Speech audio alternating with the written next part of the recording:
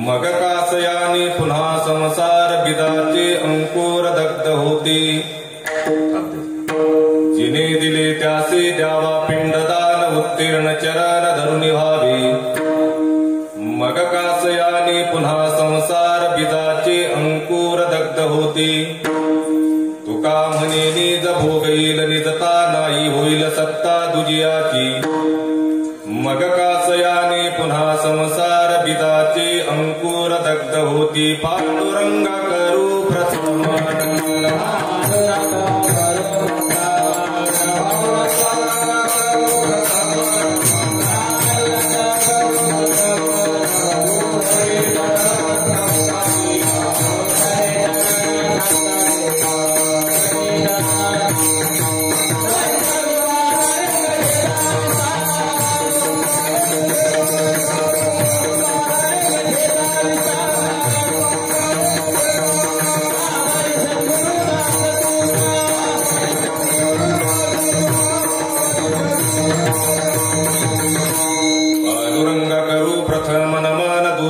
चरण संताचिया. त्यांच्या कृपादानी कथेचा विस्तारू बाबाजी सद्गुरु दास तुका. ओम नमो ज्ञानेश्वरा करुणाकरा दयाळा तुमचा अनुग्रह लादलो पावन झालो चराचरी. मी कळा कुसरी काहीच नेने बोलतो वचने अतिभाविका. प्रथम नमन करू गणनाथा उमाशंकराच्या सुता. चरणावरी ठेवून माता साष्टांगी आता दंडवत. दुसरे बंधू शारदाजी चतुर्णाच्या आत्मजा वाक सिद्धी पावे सहजा. तिच्या चरणवदा दंडवत. आता वंदू देव ब्राह्मण ज्याचे निपुण्य पावन. प्रसन्न होती श्रोते जन तया माझे दंडवत.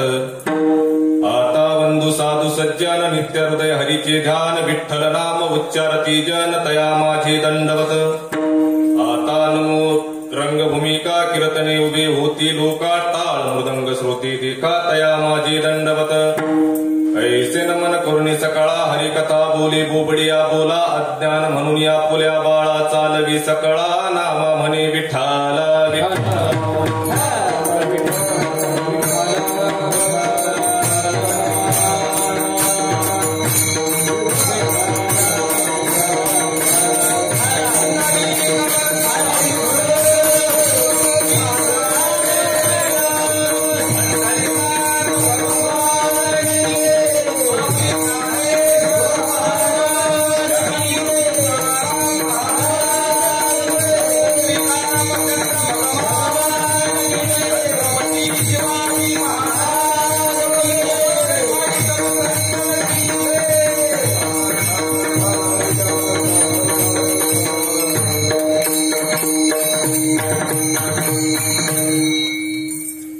साधावा तो देव सर्वस्वाचे साठी प्रारब्ध तुटे क्रियमान. मग कासयाने पुन्हा संसार बिदाचे अंकुर दग्ध होती. अनंत कृपा विभूषी विश्ववंद विश्वसंत संत श्रेष्ठ श्री जगद्गुरु तुकोबाराय यांच्या अभंग गाथेतील 4 चरणाचा अभंग असून या अभंगाच्या द्वारा श्री तुकोबाराय मानवी जीवनातील अलौकिक साध्य अर्थात परमात्मा कोणत्या साधनेने साध्य होईल त्या साधनेचं यथार्थ वास्तव स्वरूप या अभंगाच्या द्वारा स्पष्ट करतात. विठ्ठला विठ्ठला.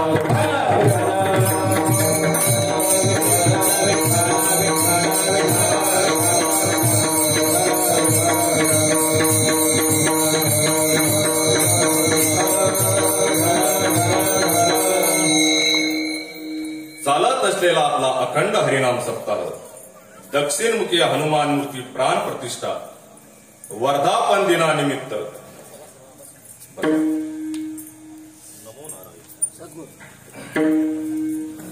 चालत असलेला आपला अखंड हरिनाम सप्ताह व श्री ग्रंथराज ज्ञानेश्वरी पारायण तथा श्रीराम कथा ज्ञानयज्ञ सोहळा परमपूज्य सद्गुरु यशवंत बाबा परमपूज्य एकनाथनंद म्हणजेच अर्थात भोले बाबा परमपूज्य सद्गुरु गमाजीनंद महाराज तसेच साई साधक स्वामी बलदेवजी भारती महाराज व सर्व दर्शनाचार्य विठ्ठल महाराज शास्त्री चनगटी या सर्वांच्या आशीर्वादानं व आपल्या गावातील भूमिपुत्र असणारे कथाव्यास श्री हरिभक्त परायण कैलास महाराज कणसे यांच्या कुशल आणि योग्य अशा मार्गदर्शनाने व गावातील सर्व आडनावाच्या व्यक्तीच्या आर्थिक सहकार्याने चालत असलेला आपला सुंदर असा नामयज्ञ आणि चालता चालता त्या यज्ञ सोहळ्यामध्ये माझ्यासारख्या पामाराला आहुती टाकण्याचा योग आला म्हणजे माझं परम भाग्य समजतो. विठाला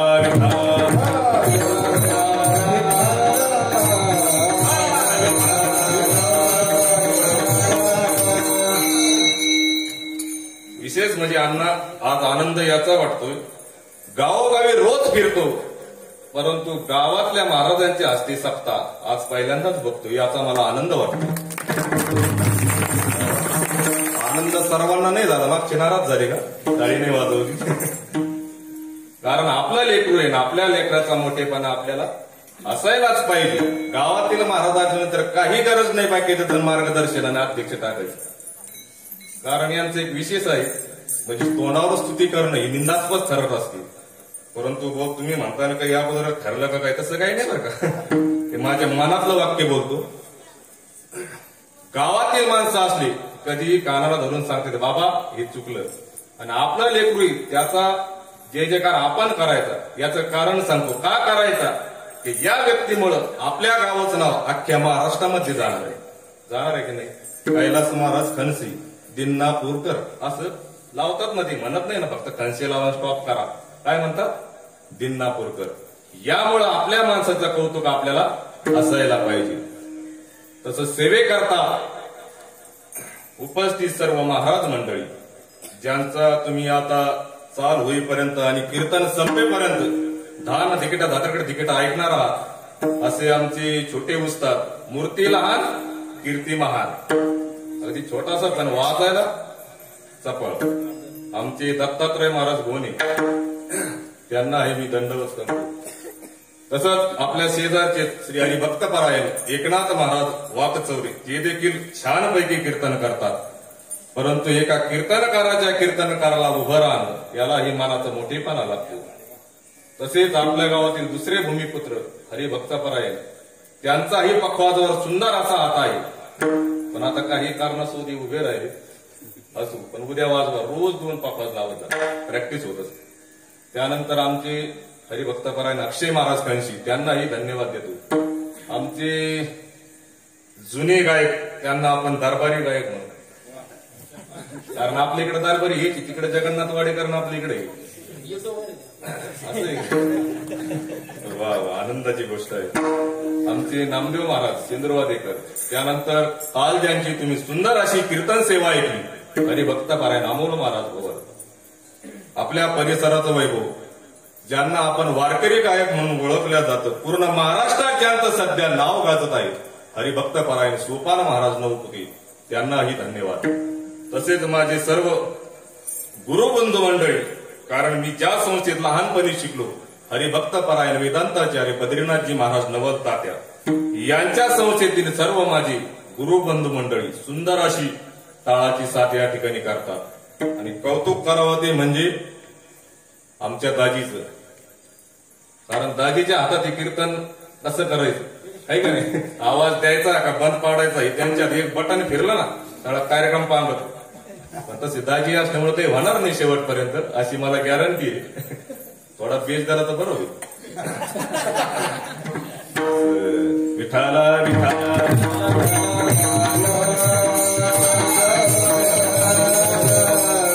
सुंदर अशी त्यांची साऊंड सिस्टीम आहे. आमचे सिद्धू भाऊ भालेकर यांची सुंदर अशी सिस्टीम आहे. या ठिकाणी हरिभक्त परायण बाबाजी महात्माजी आले, त्यांनाही दंडवत करतो. आणि आज विशेषतः हे कीर्तन तुम्हाला 1-2 दिवसात पाहायला भेटेल असे आमचे श्रीमान, नाव काय तुमचं, मयूर भाऊ यांचं तुम्हाला 2 ते 4 दिवसामध्ये सर्वांच्या मोबाईलवर युट्यूब आहे ना, त्यावर कीर्तन थोडे थोडे तुकडे भेटतील, 1-5 मिनिटाची, जास्त नाही. कारण त्यांना म्हणलं भांडवल चोरीला जाईल, थोडं थोडं टाका. विठाला विठाला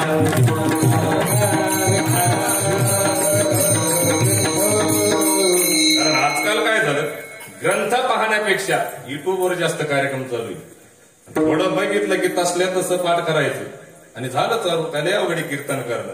कीर्तन करणं म्हणजे एका वाक्यात सांगतो, ज्याला योग्य प्रकारे वेल्डिंग करता आली. कारण अभंग प्रमाण ही संतांची रीडीच आहे. फक्त वेल्डिंग अगदी तंतोतंत करता आली पाहिजे म्हणजे झाला कीर्तनकार. काही अवघड नाही राहिलं. विठाला विठाला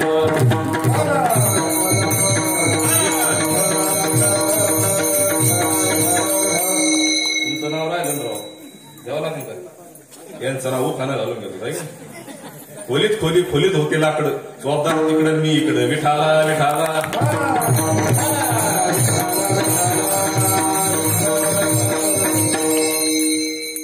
समोर एक गुळ ठेवायला. हे नाही जरा बोलके माणसं. कसं आहे, झाड जाणीचे फुले आणि माणूस जाणीचे बोले. गुळावाला माणूस असं पाहिजे, त्यांना राग नाही आला पाहिजे. राग येणार नाही येणार. कारण त्या दिवशी मी असंच एक जणाला म्हणलो गुळ ठेवा, थोडं चेष्टा करायला लागलो. ते मला म्हणे आबा गुळ तू आणि चाललो मी पुढे येऊन करतो म्हणलं. आपलं बोलके माणसं समोर असले म्हणजे टेन्शन येत नाही. कधी मध्ये इथं ठेवायचा आणि मी इकडे तिकडे पाहायला लागलो, तुम्ही खाजा. तुम्ही अर्धा खाल्ला तरी चालेल, मला काय थोडा द्यायचा तरी चालेल. विठाला विठाला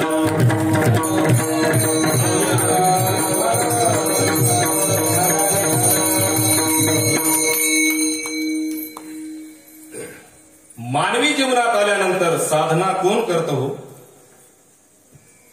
तमगुणी किंवा रजगुणी व्यक्ती जीवनामध्ये साधना करत नाही. साधना करण्याकरता सत्वगुणाने युक्त असलेलीच व्यक्ती जीवनामध्ये साधना करते. काही अशी माणसं आहेत महाराज, जीवनात आल्यानंतर त्यांचं काही ठरलेलंच नाही. मग जर ठरलेलंच काही नसलं तर घडायचा प्रश्नच उद्भवत नाही. सोपं करून सांगतो म्हणजे तुमच्या लक्षात येईल. कोणत्या गावाला जायचं हे आपण अगोदर ठरवतो का एसटीत बसल्यानंतर? चालता बोलता चांदीचं नाणे खिशात बोला. एसटीत बसल्यानंतर नाही. कशाला हा नका म्हणतो बरं का. कधी कधी आड बोलन, कधी सरळ बोलन. तुम्ही म्हणतात तूच आड बोलतो, तूच सोयच बोलतो ना, मला तोंडावर पाडीतो. असं काही नाही. फक्त कीर्तन कसं खेळीमेळी, तुम्ही आणि खेळीमेळी गदारोळी आनंदी एकूणाला संवाद झाला की कीर्तन कळलं. दुसरं काय असते लक्षात राहिलं ना. कशाला अनाका म्हणतो. पैठणला एक माणूस आहे, माझ्या लक्षात आलं बोलतो. त्यांना आपण भेटायला गेलो. राम राम भाऊ. राम राम. वा वा वा. तुमच्याकडे चालतो. वा वा बसा बसा. काल गावाकडे गेलतो. वा वा. तुमच्या 3 ट्रका गेल्या म्हणलं कापसाच्या. म्हणले वा वा. म्हणलं त्याची ते एक पलटी झाली आणि 2-4 मेले. म्हणतो वा वा. अरे म्हणतात ते मेले. मग म्हणतो अरे हा जरा वाईट तसं कशाला आणि म्हणत शब्दावर ध्यान द्यायचं. विठाला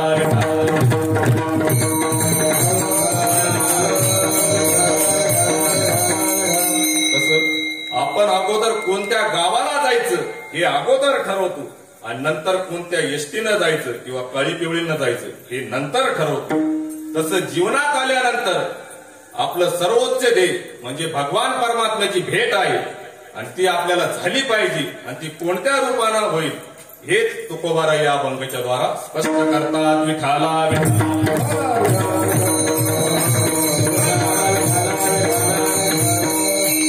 काही माणसं अशी आहे जीवनामध्ये त्यांचं काहीच ठरलेलं नसतं. भुसावळचं रेल्वे स्टेशन सर्वांना माहित आहे. कारण तुमच्या गावातली बरेच जण यात्रेला जाऊन आल्यामुळं रेल्वेचा प्रवास चांगला माहित आहे. भुसावळचं रेल्वे स्टेशन त्या ठिकाणून एका रेल्वेमध्ये एकाच डब्यात आणि एकाच सीटवर साधूचा वेश असलेले 2 जण बसले. साधूचा वेश म्हटलं मी, साधू नाही हा. साधूचा वेश असलेले 2 जण बसले. गाडी सुरू झाली. 10-5 मिनिटानं सुदाम भाऊ तुमच्यासारखा हुशार माणूस त्या दोघांच्या मध्ये येऊन बसला. 15-20 मिनिट झाल्यानंतर त्याला वाटलं हे 2 महात्मे दिसतात. त्यांनी डाव्या हाताच्या महात्म्याला विचारलं, महात्माजी आपको कहा जाना है? त्या महात्म्यानं उत्तर दिलं, हमें नागपूर जाना है. भाऊंना बरं वाटलं कारण योगायोगानं गाडी नागपूरलाच चाललेली होती. 15-20 मिनिट झाल्यानंतर उजव्या हाताच्या महात्म्याला भाऊंनी विचारलं, महात्माजी आपको कहा जाना है? त्यावर तो महात्मा म्हणला, भाई साहब हमें तो बंबई जाना है. जागे आहे ना तुम्ही? कारण भुसावळच्या एका टोकाला नागपूर आहे आणि दुसऱ्या टोकाला मुंबई आहे. त्यांना वाटलं सुदाम भाऊ चांगले विचार आहे, चांगले विचाराची व्यक्ती होती. ते म्हणाले हे महाराज हुकले वाटतं, यांना आपण सांगू महात्माजी आप एक काम करो, अगले स्टेशन जाकर उतार दीजिए और दूसरे गाड़ी पकड़कर बॉम्बे जाइए. एक गाड़ी तो नागपुर जा रही है. त्यावर तो महात्मा म्हणाला जाने दो भाई साहब, नागपुर क्या और बंबई क्या, कहा भी जाकर भीक तो मागना है. आता मला सांगा ज्याचं भिकाच मागायचं हे ठरलं त्याला गाडी इकडे गेली काय आणि इकडे गेली काय. असे माणसं कधीही जीवनात यशस्वी होत नाही. विठाला विठाला.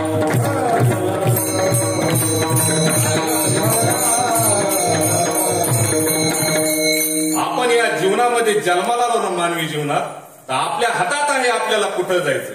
कारण याच हाताने आपण अन्नदान करू शकतो. जसं आज आपल्या गावामध्ये संपूर्ण गावाला ज्यांनी अन्नदान केलं, काय नाव दादाभाऊ खनसे पाटील यांनी सुंदर असं डाळबट्टीचं सर्व गावकऱ्यांना पोट भरेपर्यंत जेवण दिलं. आता ह्या बट्ट्या भरपूर खाल्ल्या, पण जरा संध्याकाळचा वेळी मला बऱ्याच जणांची गॅरंटी आहे ना, कारण अर्धेच लोक कीर्तनाला आले. याचं कारण ह्या बट्ट्या रात्री पोटात 100% कबड्डी कबड्डी खेळणार. कारण खाताना पण, कारण हे जेवण दुपारी पाहिजे. त्यांनी अगदी मोकळ्या मनाने दिलं, त्यांचा तो श्रद्धा आहे, भावना आहे. परंतु खाताना थोडं व्यवस्थित खायला पाहिजे. काही माणसाला सुमारच नाही हो महाराज खाण्याचा. सहज दृष्टांत आठवला म्हणून सांगतो. एक जावई असाच सासूरवाडीला गेला. आता खेड्यातला जावई होता. सासूला वाटलं आपल्या जावई याला कोणती भाजी आवडत असेल, म्हणून तिनं तिच्या लेकीला बोलवलं आणि विचारलं, अगं पोरी तुझ्या नवऱ्याला काय आवडतं? ती म्हणे काळ्या मसाल्याचं वांग. ती गावरानच होती, तिची भाषेत ती बोलली काळ्या मसाल्याचं वांग. आता सासू जुन्या काळातली असं वांग बनवलं सासूना, एक नंबर मसाला वांग. आता जावायला काही सुमार नव्हता खायचा. इतके वांगे खाल्ले कैलास महाराज, इतके वांगे खाल्ले की 17 येतात पडे ताटापाशी. किती मी तिथंच होतो शेजारी, ते सप्त चालू होता. ते होतं तुझं म्हणलं जावई बापू जरा दम म्हणे का, काय नाही होत म्हणे, आपलं किर्लोस्कर म्हणजे इंजन आहे, घाबरू नका. असे वांगे खाल्ले रात्री 2 वाजेपर्यंत. आणि वांग्याला जोडीदार बाजरीची भाकरी, दोन्हीही गरम. रात्री 2 पर्यंत वांगे पोटात शांत बसले, इतके शांत बसले अजिबात कोणी कोणाला बोलायचं नाही, मौन धरलं त्यांनी. पण रात्री 2 वाजता आतमध्ये पोटातला विषय सांगता बाहेरचा नाही. इकडल्या वांग्यानं तिकडल्या वांग्यालाच बोललं, योबे क्या कर रहा है. त्याच्याकडे पाहिलं आणि त्याला दंड ठोकतीला, तसं कुस्तीला दंड करतो का आपण. जेव्हा ते वांग याच्याकडे आलं रागा मला दंड ठोकते का. जे कुस्ती चालू झाली वांगीची, पोटात कापटी कापटी कापटी कापटी कापटी कापटी असं अलार्म सुद्धा देऊ लागला. असे हाल झाले जावायचे. कशामुळे झाले? अति खाण्यानं. त्याकरता खाण्यावर नियंत्रण पाहिजे, माणसाचं बोलण्यावर नियंत्रण पाहिजे. आपला मुद्दा इतकाच आहे, जेवताना युक्त आहार विहार, नेम इंद्रियाची सार. म्हणजे प्रमाणात जेवलं पाहिजे, प्रमाणात बोललं पाहिजे. बऱ्याचशा लोकांना हे कळत नाही. मी जास्त बोलतो, काही लोकांना कळतच नाही, ते सहज बोलतात आणि पुन्हा म्हणतात मी काही चुकीचं बोललो का. नाही बाबा, योग्य बोललं. असे काय माणसं आहेत. आपला विषय बाजूला जाईल. मला एवढंच म्हणायचं, खाण्याकरता आपल्याला नरदेह मिळालेला नाही. या जन्मात आल्यानंतर आपल्या हातात आहे आपल्याला कोणत्या रस्त्यानं जायचं. कारण याच हातानं अन्नदान करता येतं, याच हातानं पैठणला जाता येतं, या पायानं हातानं. या हातानं दान धर्म करता येतं, सप्त्याला वर्गणीही देता येते, मोकळ्या मनानं देता येते. आणि याच हातानं दुसऱ्याचा कापूसही चोरता येतो, अजून तिरटा खेळता येते, 52 हाताचं पार आहे. याच हातानं मग आपल्या हातात आहे आपल्याला कुठं जायचं. चांगल्या रस्त्यानं गेलं तर कल्याण होतं आणि वाईट रस्त्यानं गेलं तर आमचं काय नाही, सांगायचं काम आहे. लोकांना वाटतं महाराज लोकांचा धंदा आहे, पाप म्हणजे भूलथाप करतात, पुण्य म्हणजे. अरे तसं नाही बाबा, ज्याचं कर्म ज्याची त्यालाच फेडावं लागतं. बऱ्याचशा लोकांना वाटतं आम्ही चांगलं वागतो, पण देव आमचं का वाईट करतो. देव कुणाचं वाईटही करत नाही आणि चांगलंही करत नाही. याचं कारण आहे ज्याचं त्याचं कर्म ज्याला त्याला भोगावं लागतं. केले कर्म झाले त्याची भोगा.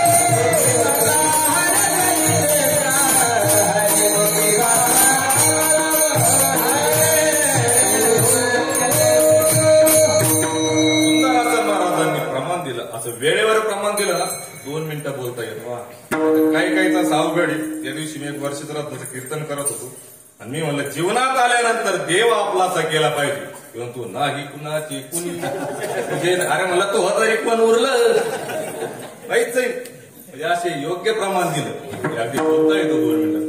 केले कर्म झाली त्याची भोगा आले, उपजले मेले ऐसे किती.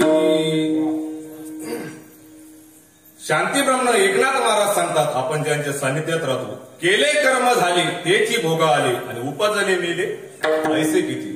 कारण आपल्या हातामध्ये आहे. आपला विषय चालू होता, काही लोक म्हणतात मी असं केलं, मी एवढं पुण्य करतो. अरे कर्म असतं माणसाचं पाठीमागलं, त्यामुळे त्रास होत असतो. जर तुम्ही या चांगल्या क्षेत्रात राहिला, भगवंताचं नामस्मरण करीत राहिला, तर एक ना एक दिवस हे पाप कमी होईल आणि तुमचा पुण्याचा साठा भरपूर वाढल्यानंतर तुम्हाला 100% सुख भेटणार. विठाला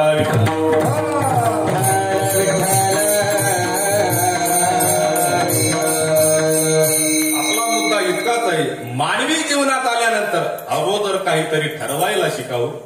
जर तुम्ही ठरवलंच नाही तर तुमचं काही खरं नाही. एक 40 ते 45 वयोगटातला मनुष्य खायचा आणि मारुतीच्या मंदिरावर येऊन झोपायचा. त्याला 2च काम होती, खाया आणि झोप्या. दुसरं काहीच येत नव्हतं, फक्त खायचा आणि निवांत पडून राहायचा. पण त्याचा बालपणीचा मित्र दिवाळीच्या सुट्टीला गावाकडे आल्यानंतर त्याच्या आई वडिलांना सांगितलं, गोविंदराव रामभाऊला काही सांगा, मुली लग्नाला आल्या, मुलं मोठाली झाली आणि हा बाबा नुसतं 2 टाइम जेवण करतो आणि निवांत आराम करतो. त्याला वाटलं सांगू मित्र आहे. त्यानं खोलीच्या आत घेतलं, 4 भिंतीच्या आत घेतलं, कारण समजून सांगायची सुद्धा पद्धत असते. काही काहींना म्हणलं त्याला सांगा, तरीच म्हणते अरे बाड्या आपण काय अक्कल आहे का, ते अजून तापत येतो. तसं नाही, जरी चुकत असलं मुलगा असो, कीर्तन यासाठीच आहे. काहीतरी कीर्तनातून घेऊन जायचं, शिकायचं, शिकण्यासाठी कीर्तन आहे. फक्त मनोरंजन नाही. लोक काय करतात, विनोदाकडे ध्यान देतात. ते कशासाठी विनोद केला याचं काही घेणं नाही. विनोद जरूर ऐका, पण ते विनोद का सांगितला, विनोदाचा सिद्धांत काय आहे याच्याकडे माणसाने लक्ष दिलं पाहिजे. त्यानं रामभाऊला खोलीच्या आत घेतलं, 4 भिंतीच्या, सांगितलं रामभाऊ असं वागणं बरं नव्हतं. मुली लग्नाला आल्या, मुलं मोठरी झाली, तुम्ही जर अशी नुसती झोप घेत राहिली तर घर कसं चालायचं. घरातील कर्त्या माणसानं चांगलं वागलं पाहिजे, 4 पैसे कमवले पाहिजे. तू म्हणाला मग पैसे कमावण्याकरता काय करावं लागतं. तो म्हणाला शेती करा. तो म्हणाला शेती शेती. तो म्हणला का रे बाबा काय झालं. त्यानं इतकी सुंदर व्याख्या दिली आणि ती खरीच आहे त्यानं दिलेली, मला पण ती व्याख्या पटली. तो म्हणाला शेती म्हणजे असं आहे ज्याच्यामध्ये खर्च निश्चित आहे, म्हणजे खर्च 100% आहे आणि उत्पन्न अनिश्चित आहे. म्हणजे उत्पन्न किती होईल याची गॅरंटी नाही. मी नाही शेती करत बाबा. मग तो म्हणाला एक काम करा, काहीतरी धंदा करा. तो म्हणाला काय धंदा करू. काही व्यवसाय करा एखादा, कोणाकडून तरी 5-50 हजार रुपये उसने घ्या, नसले तर मला माग, मी देतो. तो म्हणाला बरं घेतले 50 हजार, काय करायचं. 50 हजार धंद्यामध्ये गुंतवायचे, धंदा मोठा करायचा. 2-3 वर्षामध्ये तुम्ही लक्षाधीश होता. तो म्हणाला बरं झालो लक्षाधीश, काय करायचं. माझे 50 हजार मला वापस द्यायचे, पुन्हा धंदा करायचा. बरं तो म्हणाला केला धंदा, पुढं काय होईल. अरे पुढं तू कोट्याधीश होशील. तो म्हणाला बरं झालो कोट्याधीश, काय करायचं. काय नाही, 25 लाखाचा बंगला घ्यायचा, म्हणजे बांधायचा. 25 लाखाची गाडी घ्यायची आणि बँकेमध्ये बॅलन्स ठेवायचं. 5-50 लाख म्हातारपणी काम येईल. बरं तो म्हणाला झालो कोट्याधीश, पुढे काय करायचं. आता असं ज्याला काहीच करायचं नाही ना, त्याचं पुढे काय करायचं हे कधी संपत नसतं. पुढे आपल्याला कीर्तन करायचं. तुम्ही म्हणता याचं पुढं गावा संपत, पुढं आपल्याला कीर्तन करायचं. मग तो म्हणाला ठीक आहे झालो कोट्याधीश, पुढे काय करायचं. त्याने सांगितलं पुन्हा पैसा गुंतवायचा, पुन्हा धंदा करायचा. एक दिवस तू एवढा मोठा होशील, एवढा मोठा होशील की अब्जाधीश होशील आणि तुला पुन्हा पुढे ही हात पसरायची गरज राहणार नाही. एका जागेवर निवांत पडून खाशील. तो म्हणाला मग आता काय तेच चालू आहे ना. म्हणजे याला काहीच करायचं नसतं, ती व्यक्ती जीवनात काहीच करत नाही. विठाला विठाला.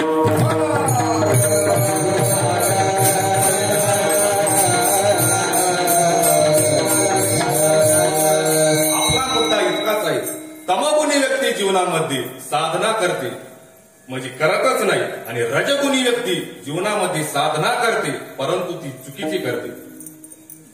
एक मनुष्य असेच नवरा बायकोची भांडण झाली थोड्या कारणावर. आणि लगेच निघाला. त्याला सनिताप आला. सनिताप आपल्या मराठी गावरान भाषेत म्हणलं सनिताप.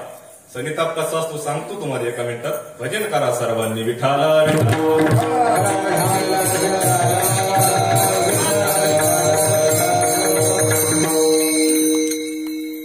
एकदा एक 70-75 वर्षाचा म्हातारा काही झालं की म्हणायचं मी येतावरी मी म्हणून तुमचं टिकलं नाही तर तुम्ही बेसन भाकरी खाल्ल्या असते. मी म्हणून गुलाबजाम खाता. अरे मी म्हणून.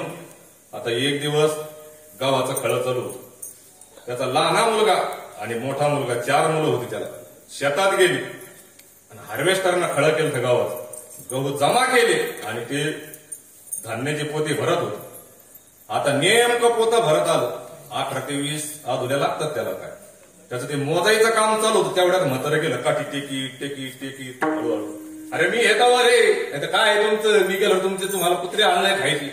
ते लहान पोराला ती गेलं इसरून किती माप झाले. त्याला वाटले म्हाताऱ्याची लेस खडखड चालली 6 महिन्यापासून. तरी जाय म्हातारे मार.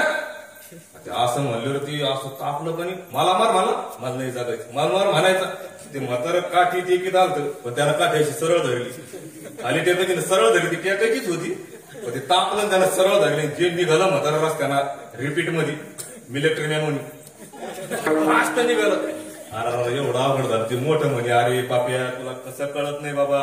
ते म्हातारं कसं म्हातारीन सांभाळलं आयुष्यभर. तिची तिला माहित कशाला बोलला तू जाय लवकर म्हातारीकडे येत आवश्यक म्हातारीकडेच म्हणे. पाप्याना जे धूम ठोकली मारल्या पांदीना काय तुमच्याकडे खोल राशील पांदीच म्हणते ना. तू काय दुबईचा आहे का की धर्माचा वाडा पांदीच म्हणते ना काही नाही.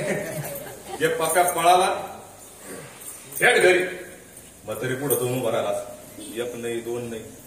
म्हातारी म्हणे पाप्या काय बापा काही बोलला काय. हा हा अरे कशाला बोलला बाबा कसा संसार केला मला माहिती. इसतो हातात धारा बनतो आहे बापाला बोलून.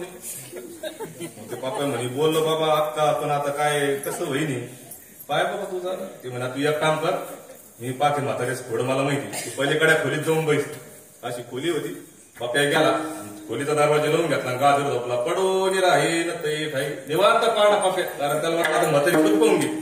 म्हातारा आला बा. ती खेटर लांबूनच फेकून दिली. पायातली खेटर लांबूनच फेकून दिली. एक पिशी घेतली. धर फेटा घाल पिशी. धर धोतर घाल पिशी. ही शर्ट घाल पिशी. सगळी पिशी भरून दिली. म्हातारी वाटलं आता बोलणंच नको डोळे लिस्टला आली. आईन पिशी भरून बाहेर आलं बुटं घालायला. त्या टायमाला म्हातारी म्हणे कुठं ते म्हातारं तापले होतं.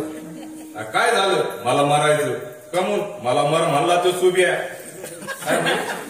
म्हणजे कीर्तनातला असं आहे. असू नका कोणाकडे पाहू नका. हे रेडीमेड कपड्याचं दुकान आहे. कदाचित कुणाला तरी शर्त येऊ शकतो. कारण असं कुणाला उद्देश येऊन हे कीर्तन नसतं कधीच नसतं. माझंच नाही कोणत्याच कीर्तनकाराचं नसतं. एखाद्याचं नाव असू शकतं अपमान म्हणून बोलत नाही. नाव बदलून घेऊ आपण बांड्या. जाऊ द्या तो बांड्या मला मार म्हणला ना. बांड्या पण असं नाही तर पण आता नाव आणलं तरी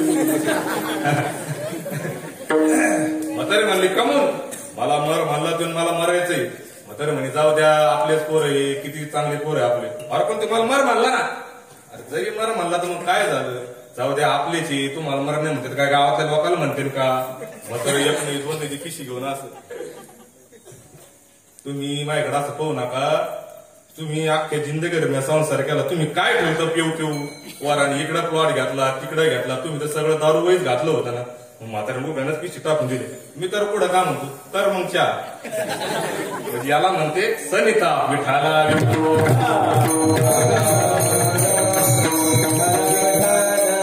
असा त्या माणसाला नवरा बायकोचं भांडण झाल्यानंतर सनिताप आला आणि म्हणाला आज त्यागच करतो संसाराचा आणि हिमालयात जातो. म्हणजे आपला विषय चालू आहे. रजगुणी व्यक्ती भक्ती करतो पण चुकीची करतो. या मुद्द्याकडे लक्ष द्या. रागाने घाला पिशवी नाही काही नाही. अंगावरला एक ड्रेस घेतला आणि गेला एका डोंगरावर तपश्चर्या करू लागला. 4-5 दिवस झाले. जंगलात आंब्याचे झाड होते. उन्हाळ्याचे दिवस होते. तोपर्यंत 8-10 दिवस चांगले मजेत गेले आंबे खाऊन. नंतर आंबे संपले. मग काय खायचं. मग झाडाचा पाला खाऊ लागला. त्याला वाटलं उगाचा रोग संसार सोडून लयच अवघड राहते. पण कसा बसा राहिला नाही. योग असा चांगला त्या गावातील एक व्यक्ती डोंगरावर गुरं चालण्याकरता आला असताना त्यानं बघितलं अरे बाप तपश्चर्या का हे नेमकं त्या दिवशी बसलो ओम नमः शिवाय असं बसलो. त्याला वाटलं नक्की महात्मा दिसतो पक्कड. तिथं आलं म्हणला बाबाजी काही अडचण. बोला काही अडचण नको, अडचण याचीच आहे, फक्त बाकी सगळं ठीक आहे. मग त्याने गावातून डबा चालू केला. महात्मा अगदी चांगलं जीवन जगू लागला, इतकं चांगलं जीवन जगू लागला, काही टेन्शन नाही. परंतु मग काही गावातील 4-2 त्याची भक्त तयार झाले. त्या भक्तांनी बाबाला कुटिया बांधून दिली राहण्याकरता. पावसाळ्यात दिवस जवळ आलते.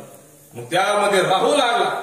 राहत असताना त्या झोपडीमध्ये आता हे काय साधू महात्मे जेवण करायचे आणि नामस्मरण करायचे. कशासाठी गेलतो? बायकोला सांगून गेलती देवच घेऊन येतो, तसा घरी येतच नाही. तिथं गेले, चालू झालं त्यांचं नामस्मरण. पण झोपडीत झाली उंदर, असे उंदर झाले यायला कपडेच फायनल. ते कपडे लागले, उंदर टोकरायला लागले कपडे. दुसऱ्या वेळेस दुसरा भक्त आला, म्हणाला बाबाजी अडचण काय? ते म्हणे अडचण काही नाही, म्हणजे उंदर फार त्रास देतात. ते म्हणे आमच्या घरी 4 मांजरी एक आणून देतो. आता गेला कशाला? देवाची भेट घालायला. झाल्या उपाध्या चालू. आला तो भक्त मांजर घेऊन. आता उंदर होते तर मांजरीनं मजा केली 1 महिना. किती? 1 महिना अशी आगडबम चित्तकडबम झाली मांजर. टंडळाची कंडळी झाली ती. कुत्र्यावणी ते सजे लांबून भेव वाटायचं रान मांजर कशी राहत अशी तयार झाली ती. पण ती उंदर संपल्यानंतर ती मांजर लागली वाढायला. मांजर अशी वाढायला लागली, यांच्या नामस्मरणात विक्षेप व्हायला लागला. दुसरा भक्त आला, म्हणाला बाबाजी काही अडचण? तू म्हणे मांजर फार ओरडते हो. ती ओरडायला लागली की मला कसं तरी वाटतं. मग एक काम करू